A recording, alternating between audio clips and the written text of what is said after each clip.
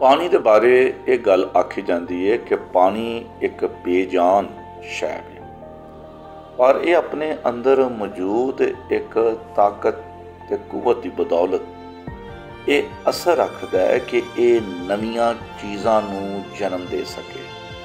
ये कई नवीं चीज़ों को बनाता है, तैयार करता है। तो दूजा, पानी अपने अंदर मौजूद ताकत ते कुवत की बदौलत वड्डियां वड्डियां इमारतां नूं, वड्डे वड्डे पुलां नूं ते तैयार खड़ियां फसलां नूं मिंटां सैकंडां दे विच तबाह बर्बाद करके मिलिया मेट कर दिंदा है।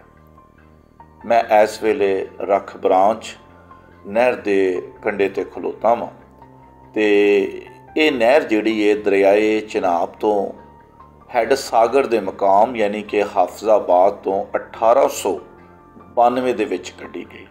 इनू लोअर चिनाब कैनाल भी आख्या जाता है। फिर ये तो 3 वड्डियां नहरां जिहड़ियां ने वो कड्ढियां गई। एक नूं झंग ब्रांच आख्या जाता है, जिहड़ी शहर पुआना दे कोलों हो के झंग वल तुर जाती है, ते दूजी जिहड़ी है उन्हों गोगेरा ब्रांच कहा जाता है। ये ज़िला ननकाना तो हुंदी तहसील जड़ांवाले तो हो के गां अगे तुर पैंदी है। तो इस तरह तीजी नहर जिन्हों रख ब्रांच आख्या जाता है, जिहदे कंढे ते मैं खलोता वां, ये सांगला हिल तो हुंदी हुंदी शहर लैलपुर दे विच दाखल हुंदी है।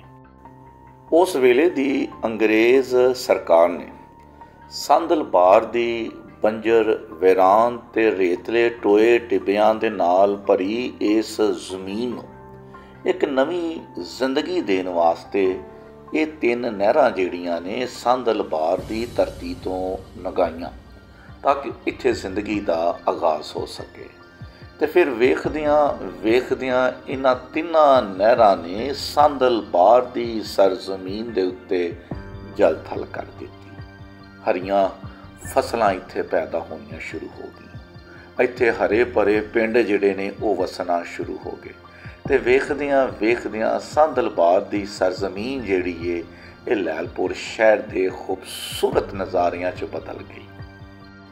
सानू ये गल चंगी तरह चेते रखनी चाहिए कि जदों असी फितरत ते कुदरत दीयां चीज़ां दे नाल छेड़खानी करते हैं, जदों इन्हां दे नाल असी चंगा संभाल नहीं करते, तो फिर यही फितरत दीयां खूबसूरत चीज़ां साडे वास्ते रहमत की बजाए ज़हमत बन के सामने आउंदियां।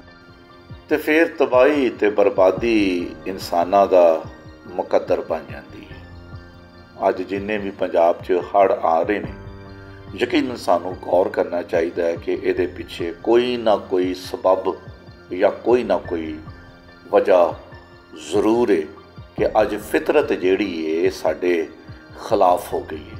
तो यही पानी अज साडे वास्ते बरकत की बजाए ज़हमत बन गया है।